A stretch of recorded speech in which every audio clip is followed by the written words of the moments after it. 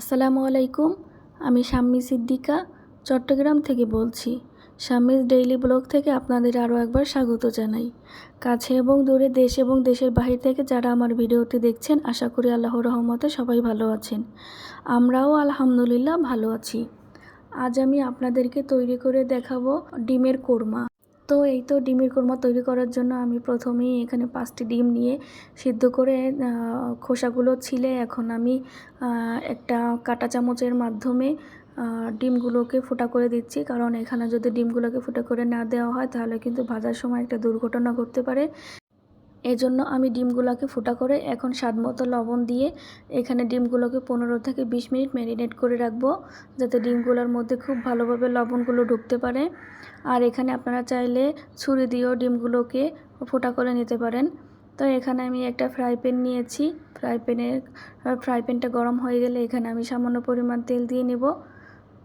তেল দিয়ে এখানে আমি আস্তে আস্তে করে সব উপকরণগুলো দিয়ে খুব ভালোভাবে কোরমাটার রেসিপিটা শুরু করব।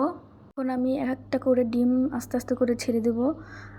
ডিম বেশি করে ভাজবেন না, কারণ বেশি করে ভাজলে কিন্তু এর উপরে একটা আবরণ সৃষ্টি হয়, শক্ত আবরণ, যেটা কিন্তু কোরমার স্বাদটা একদমই নষ্ট করে দেয়। এজন্য আমি সামান্য পরিমাণ চুলার আঁচ দিয়ে এখন ডিমগুলোকে হালকা করে ভেজে নেব, যাতে উপরে গোল্ডেন কালারটা না আসে। হালকা ভাজা দিব। হালকা ভাজা না দিলে কিন্তু এখানের উপরে প্রলেপটা খুবই শক্ত আসবে। আর এই যে দেখেন আমার ভাজাটা কিন্তু খুবই স্মুথভাবে হয়ে গেছে। তো এখানে আমি এখন একটা কড়াই নিয়ে এখানে সামান্য পরিমাণ তেল দিয়ে এখন আমি রেসিপিটা শুরু করব। রেসিপিটা শুরু করার আগে এখানে আমি কিছু পেঁয়াজ কুচি রেখেছিলাম, সেই পেঁয়াজ কুচিগুলো দিয়ে দিলাম। এখন আমি পেঁয়াজ কুচিগুলো গোল্ডেন কালার আসার আগ পর্যন্ত একটু ভেজে নেব। তারপর আস্তে আস্তে করে সব গরম মশলাগুলো দেবো। এখানে আমি লবঙ্গ ইউজ করিনি, তেজপাতা, এলাচি, দারচিনি আর হলো গোলমরিচ ইউজ করেছি। এখানে আমি গোলমরিচ, আস্ত গোলমরিচ নিয়েছিলাম। এখানে আমি গুঁড়া গোলমরিচ ব্যবহার করিনি, কারণ কোরমাতে কিন্তু সবসময় আস্ত গোলমরিচই দিতে হয়, সেটা কালো গোলমরিচই হোক আর সাদা গোলমরিচই হোক। এখানে আপনারা আস্ত গোলমরিচটা ইউজ করবেন। তো এই তো আমি গরম মশলাগুলো সুঘ্রাণ বের হওয়ার আগ পর্যন্ত ভেজে নিলাম। এখন আমি দিয়ে দিলাম পেঁয়াজ বাটা, আদা বাটা আর রসুন বাটা একসঙ্গে দিয়ে এখন আমি রসুনের ধাঁচালো গন্ধটা যাওয়ার আগ পর্যন্ত এখানে মশলাগুলো কষিয়ে নেব। মশলা কষানোর সময় কিন্তু আপনারা সামান্য পরিমাণ পানি দিয়ে নেবেন, কারণ পানি দিয়ে না নিলে কিন্তু মশলাগুলো লেগে যাবে কড়াইয়ের সঙ্গে, আর লেগে গেলে কিন্তু ভালো লাগবে না। মশলা কষানোর সময় কিন্তু পানি দিয়ে কষাইলে মশলাটা বেশি সময় ধরে কষানো যায়। এখানে আমি দিয়ে দিচ্ছি মরিচের গুঁড়া, ধনিয়া গুঁড়া আর জিরার গুঁড়া। আপনারা চাইলে এখানে জিরা বাটাও দিতে পারেন। আমি এখানে জিরার গুঁড়া দিয়েছি। এখন দিয়ে দিচ্ছি স্বাদমতো লবণ।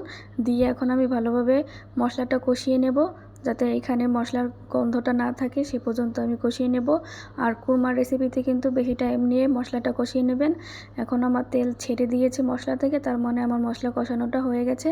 তারপরেও আমি আরও কিছু সময় নিয়ে মশলাটা কষিয়ে নেব, যাতে এখানের স্বাদটা ভালো আসে। এখানে আমি দিয়ে দিচ্ছি টক দই। এখানে সামান্য পরিমাণ টক দই দেবেন, না হলে কিন্তু কোরমা রেসিপিটা টকটক হবে। এর জন্য আপনারা এখানে পরিমাণ মতো বা স্বাদ মতো টক দই দিয়ে দিবেন। আমি এখানে পরিমাণ মতো টক দই দিয়ে দিয়েছি। এখন আমি দিয়ে দিচ্ছি বাদামের পেস্ট। আমি আগের থেকেই বাদাম পেস্ট করে রেখেছিলাম। এখানে আপনারা অবশ্যই বাদামটি ভেজে তারপরে ব্লেন্ড করে নেবেন বা বেটে নেবেন। আমি কিন্তু এখানে ভেজে তারপরে কিন্তু ব্লেন্ড করে নিয়েছিলাম, এজন্য কিন্তু আমার এখানে স্বাদটাও খুব ভালো এসেছে। আর যদি আপনারা কাঁচা অবস্থায় ব্লেন্ড করেন তাহলে কিন্তু বাদামের একটা কাঁচা গন্ধ থেকেই যায়, আর এটা কিন্তু খেতেও ভালো লাগে না। তো এখানে আপনারা ভেজে তারপরে ব্লেন্ড করে নেবেন, তাহলে কিন্তু এখানে কোরমার স্বাদটা খুব ভালো আসবে। তো এখানে আমি সব উপকরণগুলো দিয়ে খুব ভালোভাবে নেড়ে চেড়ে কষিয়ে নিচ্ছিলাম মশলাগুলো। এখন আমি ভালোভাবে এই কষানো মশলার মধ্যে ডিমগুলো ছেড়ে ডিমগুলোর মধ্যেও খুব ভালোভাবে মশলাগুলো ঢুকিয়ে দেওয়ার চেষ্টা করতেছি। আপনারাও মশলার সঙ্গে কিছু সময় ধরে ডিমগুলো একটু ভেজে নেবেন বা কষিয়ে নেবেন, তাহলে কিন্তু ডিমের ভেতরেও মশলাগুলো খুব ভালোভাবে প্রবেশ করবে। আমি যে ফোঁটা করেছিলাম ডিমের মধ্যে, সেই ফোঁটাগুলোর ভিতরেও কিন্তু মশলা প্রবেশ করবে। তো বেশি টাইম নিয়ে একটু কষিয়ে নেবেন। এখন আমি দিয়ে দিচ্ছি লিকুইড দুধ। আমি আগের থেকেই লিকুইড দুধ জাল করে ঠান্ডা করে নিয়েছি। আপনারা কিন্তু লিকুইড দুধ জাল করে ঠান্ডা করে নেবেন, না হলে গরম অবস্থায় দিলে কিন্তু কোরমার এখানে দুধটা ছাড়া ছাড়া হয়ে যাবে। তো এখানে দুধ দেওয়ার পরে কিন্তু বেশি সময় ঢেকে রাখবেন না, কারণ দুধ দেওয়ার পরেও কিন্তু ঢেকে দিলে কিন্তু এই যে মশলাগুলো সব উপরের দিকে উঠে যায়। আর বেশি সময় ঢেকে রাখার ফলে কিন্তু ওই মশলাগুলো সব ওই ঢাকনার সাইড দিয়ে সব বের হয়ে যায়। এজন্য আপনারা দুধ দেওয়ার পরে বেশি টাইম নিয়ে ওইটা ঢেকে রাখবেন না। এখন আমি পরিমাণ মতো দিয়ে দিচ্ছি চিনি। চিনি কিন্তু পরিমাণ মতো দিয়ে দেবেন, বেশি বা কম দুটার কোনোটাই ভালো না। পরিমাণ মতো বা স্বাদ মতো দিয়ে দেবেন।